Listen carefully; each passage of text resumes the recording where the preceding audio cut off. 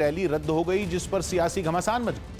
बताया गया कि तबीयत ठीक नहीं रहने की वजह से सोनिया गांधी को अपना चुनावी दौरा रद्द करना पड़ा और उनकी जगह राहुल गांधी महेंद्रगढ़ में रैली करने पहुंचे, जहां उन्होंने अपनी मां और कांग्रेस अध्यक्ष सोनिया गांधी की रैली में नहीं आने पर सफाई दी।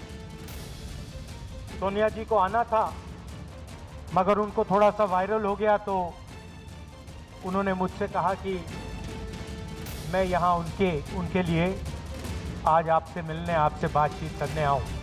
सोनिया गांधी की रैली रद्द होने पर सियासत भी शुरू हो गई। बीजेपी की तरफ से संबित पात्रा ने कांग्रेस के खिलाफ मोर्चा खोल दिया और रैली पर चुटकी ली। सोनिया गांधी जी हरियाणा आने से इनकार कर चुकी हैं, वो हरियाणा नहीं आने वाली है। चुनाव के दृष्टिकोण से अंतिम बार कोई उनके पार्टी से आ रहा है बड़ा नेता तो उनका नाम राहुल गांधी है। बीजेपी का सोनिया और राहुल गांधी पर दिया बयान कांग्रेस को चुभ गया। कांग्रेस नेता राशिद अल्वी ने जवाबी मोर्चा संभाला और संबित पात्रा पर हमला बोल दिया। संबित पात्रा अगर सोनिया गांधी और राहुल गांधी का नाम न ले तो मीडिया उन्हें दिखाएगा ही नहीं। वो तो अपनी चर्चा बनाने के लिए सोनिया गांधी और राहुल गांधी का नाम लेते हैं। बात यहीं खत्म नहीं हुई। संबित पात्रा के बाद हाल ही में कांग्रेस से बीजेपी में शामिल हुए टॉम वडक्कन सामने आए और राहुल गांधी पर तंज कसा। इनको कहते हैं कि नाइट वॉचमैन, जो बैट्समैन इंतज़ार करते हैं कि और बैट्समैन आएँ और बैट करें, वैसे ही जब उनको लगा कि भाई मैं नहीं कर सकती हूँ तो बेटा आया, बेटा नहीं तो बेटी।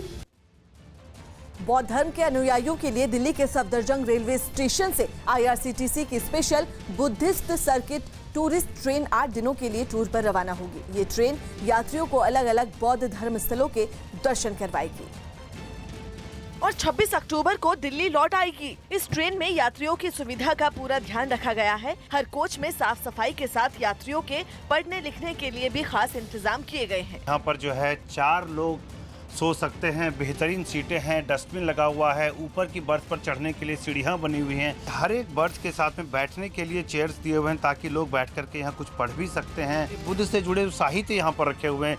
यही नहीं, बुद्ध से जुड़ी जगहों पर लेकर जाने वाली इस खास ट्रेन में बुद्ध वंदना भी बजती रहती है।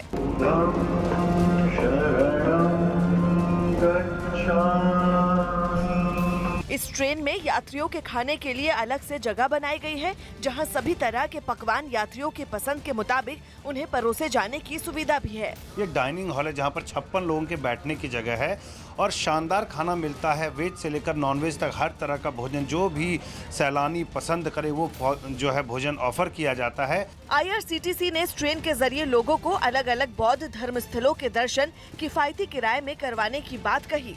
8 days 7 nights का टूर है और किराया पर कपल फर्स्ट एसी के लिए जो है 1,24,000 है और जो सेकंड एसी है उसके लिए 1 लाख के आसपास है। आईआरसीटीसी के तय शेड्यूल के मुताबिक ये ट्रेन यात्रियों को बौद्ध धर्म स्थलों के दर्शन कराने के साथ वाराणसी की गंगा आरती में शामिल होने और आगरा में ताजमहल घूमने का भी मौका देगी।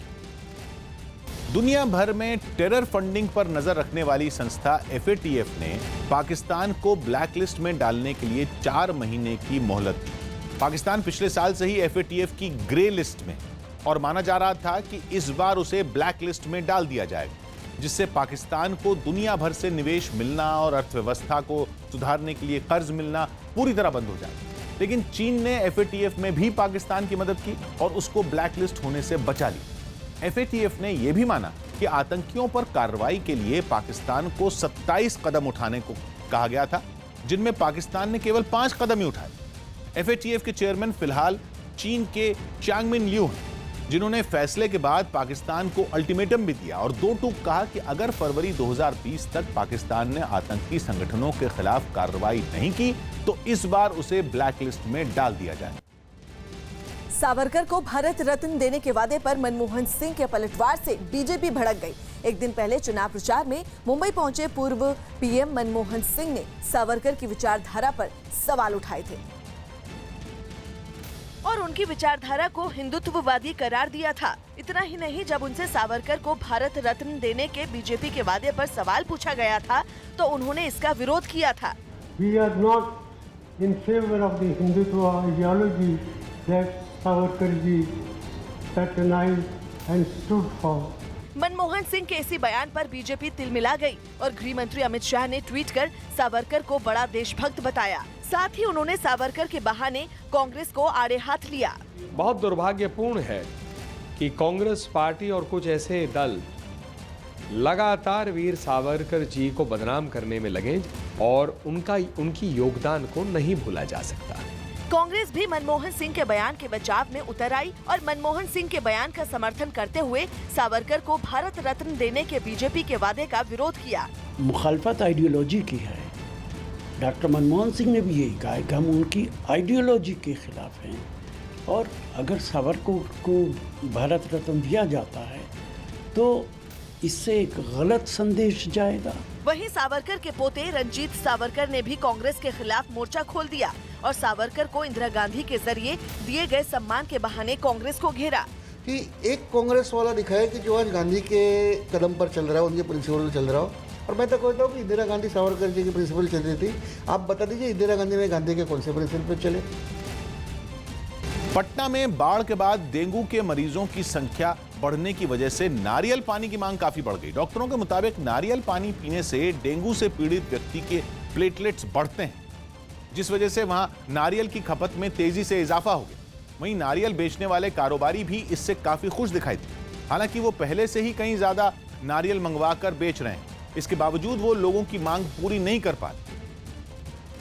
नारियल की बिक्री बढ़ गई है। तस्वीरों में आप साफ तौर पर देख सकते हैं, यहाँ पर पहले 3 ट्रक नारियल आता था, जो अभी 10 ट्रक से ज्यादा पहुंच रहा है, लेकिन फिर भी शहर में उसकी कमी बनी हुई है।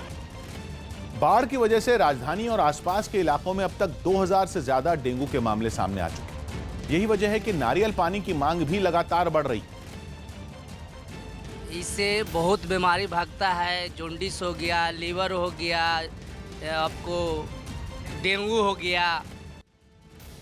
सलमान खान ने इंस्टाग्राम पर अपनी अगली फिल्म दबंग 3 और फिल्म राधे का मोशन पिक्चर शेयर किया।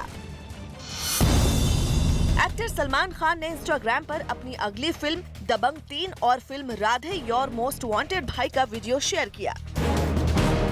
एक्टर अमिताभ बच्चन को नानावती अस्पताल से डिस्चार्ज कर दिया गया। वो लीवर में दिक्कत की शिकायत के बाद वहां भर्ती हुए थे। कमलेश तिवारी हत्याकांड में एक एसआईटी टीम गठित की गई, जिसमें लखनऊ के आईजी समेत कई पुलिस अधिकारी शामिल हैं। हरियाणा के चरखी दादरी विधानसभा सीट से बीजेपी उम्मीदवार बबीता फोगाट के एक कॉलेज में जाकर चुनाव प्रचार करने पर कई पार्टियों ने आचार संहिता के उल्लंघन का हवाला देकर बबीता पर कार्रवाई की मांग की। बिहार के अररिया में शराब तस्करों के साथ मिलीभगत के आरोप में एक सब इंस्पेक्टर को गिरफ्तार किया गया। बिहार के समस्तीपुर में बाइक सवार बदमाश जिला परिषद सदस्य को गोली मारकर फरार हो गए, जहां पर जिला परिषद सदस्य की हालत नाजुक बताई जा रही है। राजस्थान की चूरू पुलिस ने लगातार बढ़ रही चेन स्नैचिंग की वारदातों को देखते हुए लड़कियों को स्कार्फ से अपना चेहरा न ढकने की सलाह दी है, ताकि सीसीटीवी फुटेज के जरिए आरोपियों की पहचान आसानी से की जा सके। AIMIM नेता असुद्दीन ओवैसी ने महाराष्ट्र के औरंगाबाद में एक चुनावी रैली के दौरान NRC के मुद्दे पर केंद्र सरकार पर हमला बोला। सिटीजनशिप के नाम पर, NRC के नाम पर वतन अजीज में हमको बेघर करने की कोशिश की जा रही है। बिहार के समस्तीपुर में फाइनेंस कंपनी में काम करने वाले एक आदमी से कुछ बदमाशों ने 2 लाख रुपए लूटने के बाद उसकी गोली मारकर हत्या कर दी।